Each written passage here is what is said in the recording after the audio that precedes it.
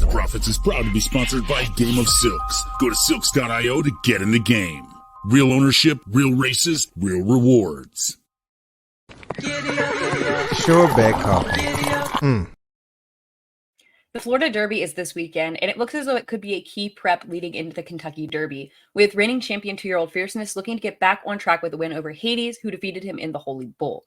Since we're getting a little bit closer to the Kentucky Derby, I will be spending a bit more time on the pedigrees here than I've done in my prior Derby prep videos, and there are some very interesting pedigrees among the new shooters in this spot.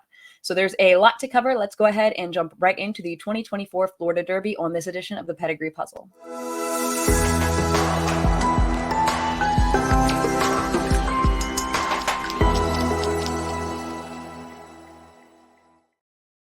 The Florida Derby will be the final race on this Gulfstream Park card on Saturday with an estimated post time of 6:42 Eastern Time.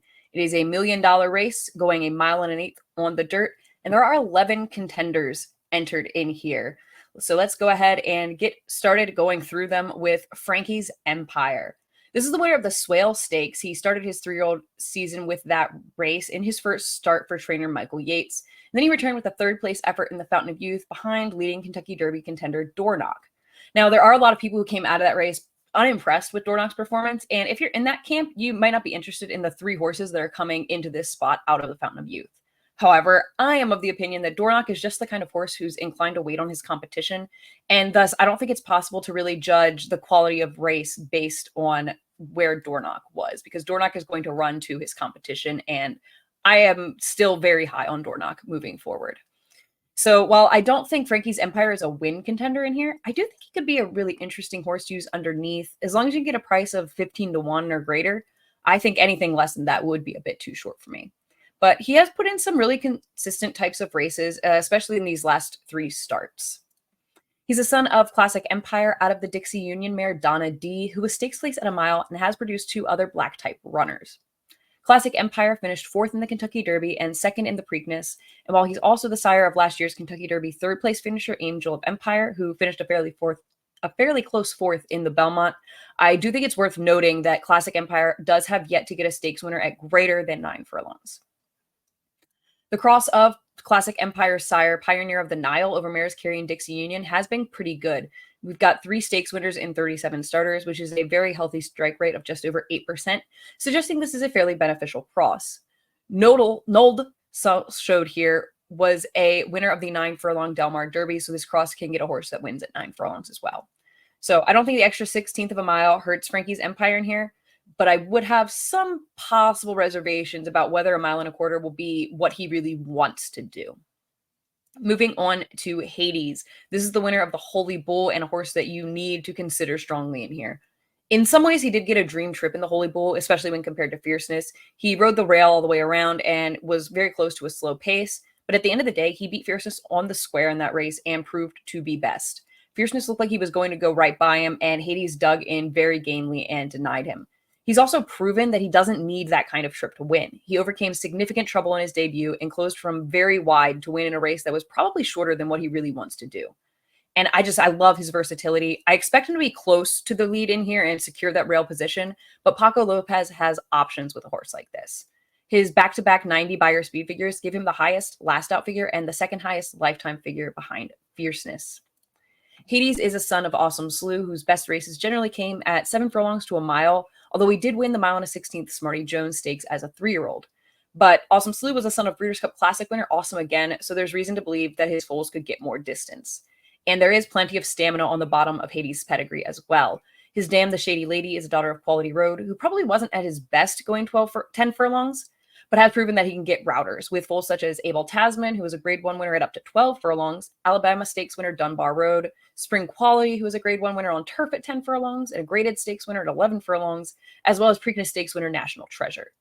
The Shady Lady is a half-sister to Courtesan, a daughter of Street Sense, who won the 11 furlong Kirtana Stakes on turf as a 4-year-old, and their dam, Lady Discreet, was out of Pretty Discreet, a winner of the 10 furlong Alabama Stakes in her 3-year-old season.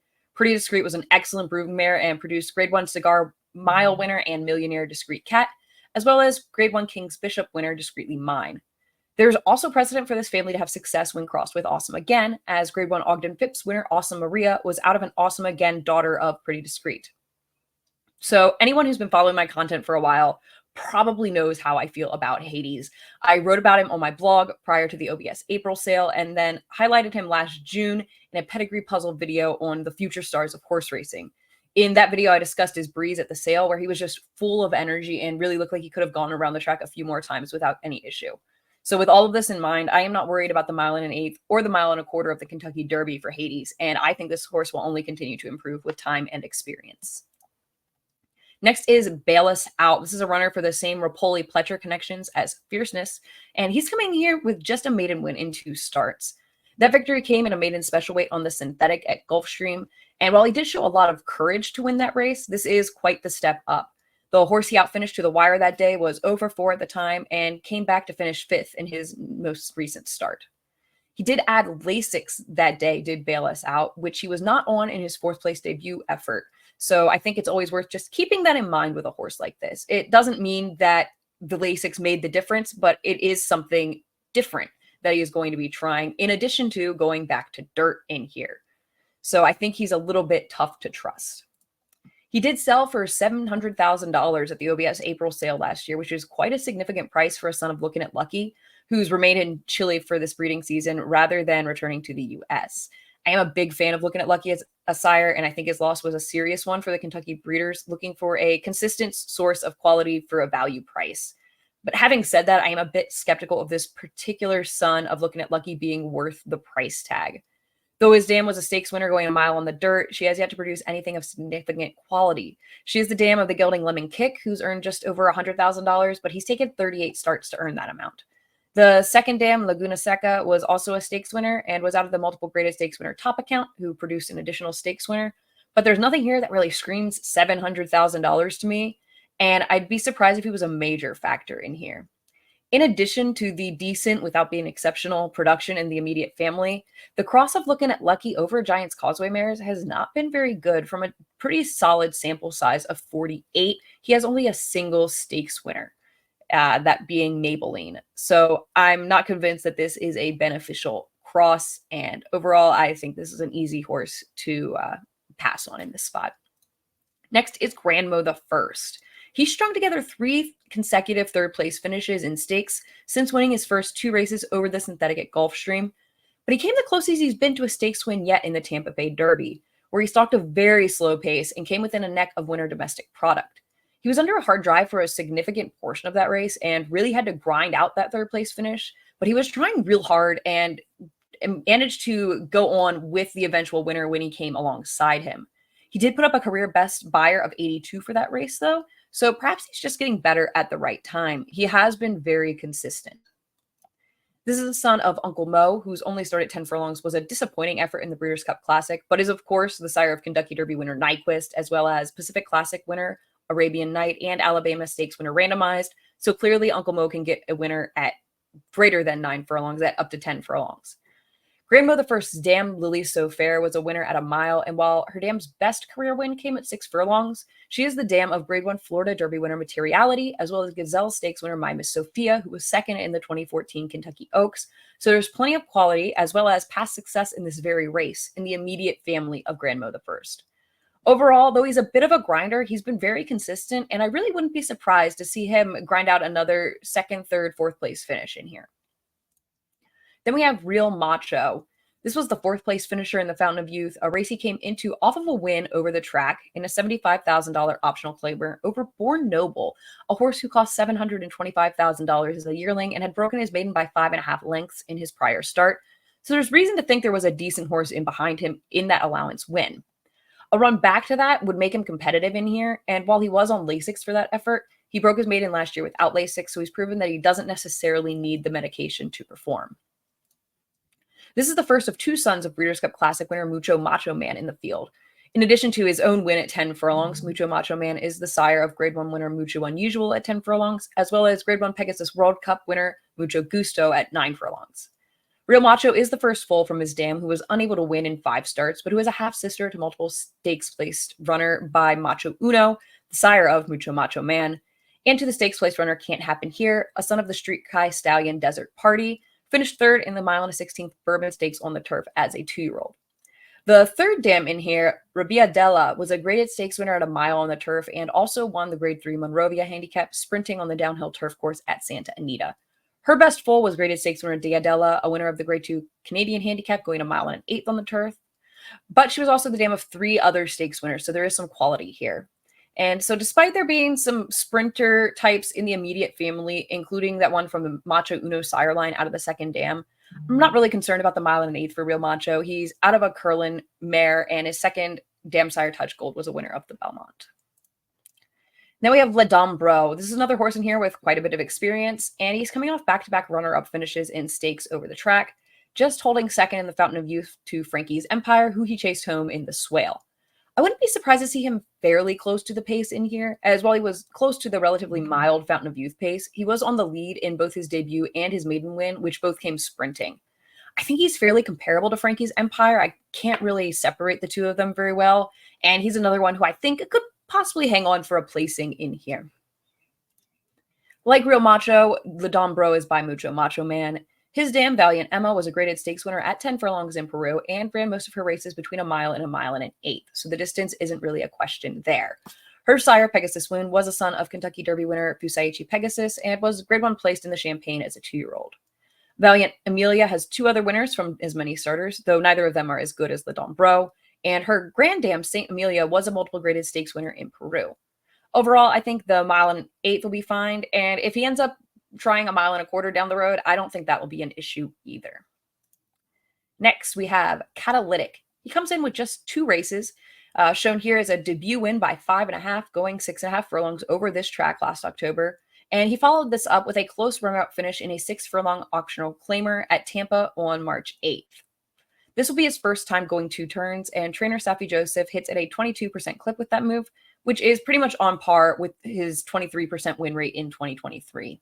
Catalytic has run buyers of 77 in both of his career starts, and he's going to need to improve with the stretch out in order to be competitive here. But what Catalytic lacks in experience, he makes up for in pedigree, especially on the dam side. His sire, Catalina Cruiser, was a brilliant sprinter miler type by Belmont Stakes winner Union Rags and out of a mare by Jockey Club, Gold Cup, and Woodward Stakes winner Mineshaft. Catalina Cruiser has yet to get a stakes winner as a sire, but he does have stakes place runners at 6 furlongs and at a mile, and his foals have an average winning distance of 6.9 furlongs. So while Catalina Cruiser has yet to really show a whole lot as a sire, the same can't be said for the female family here. Although one show only has only 2 winners from 4 starters, she's a full sister to graded stakes place runner Poof 2. They are out of the Holy Bull Mare Showpiece, who is a half-sister to Grade 1 Haskell winner Bluegrass Cat, graded stakes winner Lord of the Game, and stakes winner Sonoma Cat, plus the full brothers Cal Nation and Dramedy, both by one show only sire Distorted Humor. That third dam there, she's a winner, is a full sister to Grade 1 Vosburg Stakes winner Girolamo and graded stakes winner Accelerator, and to the mare Supercharger, who is the dam of Kentucky Derby winner Super Saver, graded stakes winners Cyrus Alexander and Brethren, the latter being by Distorted Humor, and stakes place charge now. This is the female family of the Great Broodmare La Troyenne and is the same striking branch of that family as Catalina Cruiser's dam sire Mineshaft. So I find that to be a very interesting cross here. And while I'm not convinced this is going to be any kind of breakthrough race for Catalytic or that he's really going to play much of a role here, I do think he's an interesting horse to keep an eye on in the future, perhaps at distances a little bit closer to a mile. Now is Seminal Chief. He's won 3 of his 5 starts, most recently at a mile and a 16th optional claimer over the synthetic at Gulfstream. I do kind of expect this horse to be a bit of a pace factor, as all 3 of his wins came on or near the lead, and his 2 losses came when he experienced trouble at the start. And if you toss those 2 races, including the Withers over a sloppy track where he was eased, this horse is a little bit intriguing in here, especially if he's able to get a fairly easy lead, which I think he might be able to. There are a few who have the ability to show speed, Hades, fierceness, but there are no real dedicated front runners. Note that last win did come with Lasix, and the 85 buyer was a significant improvement on his prior career best of 71, but that came in December of his 2-year-old season. So again, it's possible he's just a better horse now, but it is also possible that Lasix helped him. He is a son of Gervin, a winner of the Haskell Stakes and Louisiana Derby as a 3-year-old, but who has yet to get a stakes winner past 9 furlongs. However, he's out of a mare by Dunkirk, who was a runner-up in the 2009 Belmont Stakes and who was also the dam sire of last year's Belmont 3rd place finisher Tappet Trice. His dam, who was unplaced in her only career start, has 3 winners from 4 other foals to race, with Seminole Chief easily being her best runner to date. Though there isn't much black type to speak of in the immediate family. This colt goes back to the mare Won't She Tell, a stakes winner and multiple black type producer who was also a half sister to Triple Crown winner Affirmed. I don't think 9 furlongs will be an issue for Seminole Chief, but although I think he's unlikely he makes the Derby field, I would be a bit concerned about 10 furlongs for this horse in the future. Next is Conquest Warrior. This Shug McGahee trainee is coming in off of 2 straight wins, including a cruising 5-length optional claiming win over the distance and surface here at Gulfstream Park, making him the only horse in this field with a win at the distance. He's put together back-to-back 84 buyers in those 2 wins, which he'll probably need to improve on slightly in order to be competitive in here, but he should be competitive with these horses. The horse he beat in his maiden win, Antiquarian, came back to win and then finished 6th in the Louisiana Derby, which was a respectable effort after he broke through the gate prior to the race. So I think there's a talented horse there in Antiquarian that Conquest Warrior bested. After overcoming some trouble in that race himself, he was pinched at the start and had to go very wide in that maiden win. This is another horse, though, who raced on Lasix in both of his victories after debuting without the medication. That debut effort at Aqueduct was not an embarrassment, though. The winner drew off by 9.5 lengths on a muddy track, and Conquest Warrior was beaten just half a length for second after breaking half a step slow. To me, he's the most interesting horse in here aside from the obvious top 2, and while I'm not sure what kind of price he'll be, I think he's a very easy 3rd pick in here.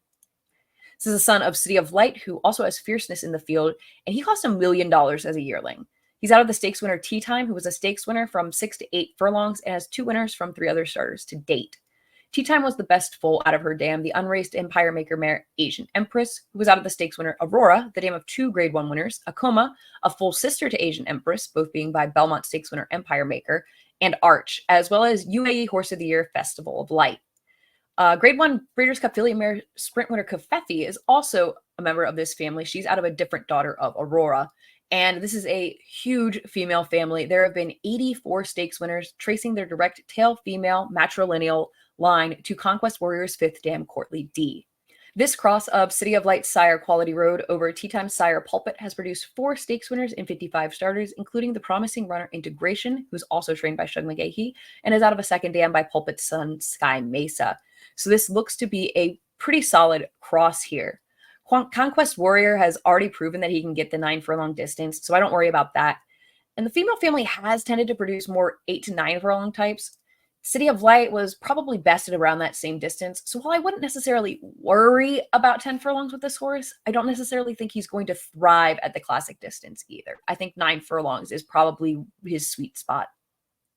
And that brings us to the 2-year-old champion, Fierceness, looking to get back on track after a slightly disappointing run in the Holy Bull to start the year. He is starting to look like one of those horses that seems to be kind of hit or miss, Jekyll and Hyde. He either puts in a brilliant runaway performance or he doesn't really run his race. Though he did have a little bit of trouble in the Holy Bull. He got pinched a little at the start, had to go wide. He really looked like he was going to go run by Hades at the top of the stretch. And as I said, he failed to go on with it. To me, this is really looking to be a horse who needs things his own way and can be brilliant when he gets it, but really can't overcome adversity. He is coming in off a sharp bullet drill on March 22nd, which bodes well for him in here. And I think we're more likely to see the version of Fierceness who won the Breeders' Cup Juvenile and romped by 11 lengths on debut than we are to see the horse who was up the track in the Champagne and a little bit lackluster in the Holy Bull. He's certainly the horse to beat if he runs back to those efforts. But as a horse who's, I think, likely to be the favorite, I do think he's vulnerable in here. Of course, I don't think he's vulnerable enough that you can safely play against him either. He's one of those frustrating types of favorites that you have to include, but you can't really trust. He, like Conquest Warrior, is a son of City of Light, who notably was a late developing 3-year-old and didn't get his first Grade 1 until the Malibu late that season. So perhaps there is more improvement to come for Fierceness and a little more maturity, which I think is what he really needs. City of Light was a graded stakes winner at up to 1 1/8, and while he's gotten a number of sprinter miler types as a sire, he is also the sire of Mimi Kakushi, who was a winner of the UAE Oaks at 1 3/16. Fierceness is out of Nona Bella, who won her first 2 starts around 1 turn, but was a daughter of Traverse Stakes winner Stay Thirsty, so there's some stamina there. Nona Bella was out of Nona Mia, whose best races again came sprinting, but she was a daughter of Belmont Stakes winner Empire Maker, and was the dam of a winner at up to 1 1/16. Nona Mia is also the dam of Grade 1 Wood Memorial winner Outwork, who might have been a little bit distance limited based on the performance of his offspring, who seemed to not really want to go too much further than a mile, maybe a mile and an eighth. Nona Mio is out of the multiple stakes winning sprinter Holy Babette, a daughter of Holy Bull, who also produced multiple graded stakes winner Cairo Prince, a winner of the Holy Bull, who faded in the Florida Derby in his final career start. So it's uncertain whether he might have been a little bit better at a mile to a mile and a 16th, or if that was just an off effort. Cairo Prince is the sire of Kiss Today Goodbye, a graded stakes place runner at 10 and 12 furlongs. There does seem to be a decent amount of stamina on the bottom of Fierceness pedigree, at least when it comes to the sires involved, although many of the prominent runners in the family seem to have potentially had distance limitations. I'm not worried about the mile and an eighth today in this spot, and I wouldn't count him out at a mile and a quarter, but I'll definitely be having a keen eye on how he finishes up at the mile and an eighth distance in here before I cast any judgments on that mile and a quarter distance. Then we have, finally, Iris's Dream. This gelding comes into the race off a pretty impressive effort in a maiden optional claiming race over the turf. He opened up and won by 7 1/4 lengths. Prior to that, he was beaten just ahead on the dirt, so while the surface isn't a concern, this is still a major class test for this Florida bred. He'd need to steeply improve on the 76 and 77 buyers he earned in his last 2 starts, which both came with Lasix, notably, in order to really factor in here. Iris's Dream is a son of the Curlin stallion Jess's Dream, who's a very useful sire of Florida breds and sadly passed away last year. Iris's Dream is out of the Lionheart mare Smart Kiara, whose only other starter is a winner, but her only career win came for a $15,000 maiden claiming tag. So there's not a whole lot of stakes quality in the family here. Although there is some interesting inbreeding here. To Smart Strike is 3x3 in this pedigree. And I'm generally a little bit wary of third generation inbreeding, but there is some precedent for close inbreeding to Smart Strike working. Kentucky Derby winner Rich Strike was by a son of Curlin and out of a Smart Strike mare, while graded stakes winner Whitwater's Rand is bred on this exact pattern, being by a son of Curlin and out of a second dam by Smart Strike. However, that 2 stakes winners and 43 starters is a 4.7% rate of stakes winners, which is pretty solid decrease on the 5.9% stakes winners from all runners with Smart Strike in the top half of the pedigree. So while it can work, I don't consider this inbreeding to be a positive pattern. So, race analysis. Overall, I do think this looks like a fairly formful Derby prep. I really just, again, don't see anything crazy happening in here. I am very confident in Hades, picking him on top. I think he's going to continue improving. I love the way he's shown the ability to overcome adversity, something that you can't say about Fierceness. And I think he's just proven he's undefeated. He's never done anything wrong, and I see no reason to pick against him in here. I do think you need to respect Fierceness because on his best day, I think he's better than Hades. But I think that Hades is just so much more reliable that I have to prefer Hades in this spot. And I think that based on that Holy Bull effort, when they went head to head, I'm not 100% convinced that even if Fierceness puts in a really big effort, that Hades can't go with him and show more than what he's done so far. Conquest Warrior is the other horse in here who I think is a bit interesting, and he's the only other horse who I really consider a win contender at all. I don't think he'll really be much of a price. I think he's pretty clearly the third choice in here, but I do really like that he's coming into this race with a win at the distance.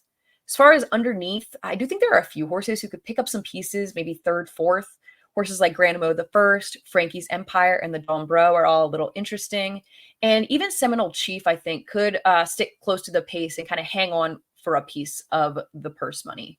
I don't really feel confident enough in any of them to suggest any vertical plays, but perhaps you have an idea of how to incorporate them into a race that looks like it will be fairly chalky up top. And so here we have the final selections presented by Sherbet Coffee. Make sure to check them out. For every purchase you make, they donate $1 to Thoroughbred charities. And right now you can get 20% off your order with code TTP20. So as I said, I'm going with Hades on top. I think that Fierceness and Conquest Warrior are horses that need to be included if you're going to be playing horizontally, unless you want to get brave and single Hades, which I don't think would be the worst choice of things to do in here. Frankies Empire, Grandmo the First, the Don Bro, and Seminole Chief are all possible contenders for third or fourth, but I do feel pretty confident that that 2-9-10 trio are probably going to make up the exacta. Make sure to check out all the other great content we have here on Trust the Profits leading up to the Kentucky Derby, including analysis of this weekend's Florida and Arkansas derbies, as well as plenty of other great content to get you ready for the Triple Crown season. And until next time, thanks so much for watching.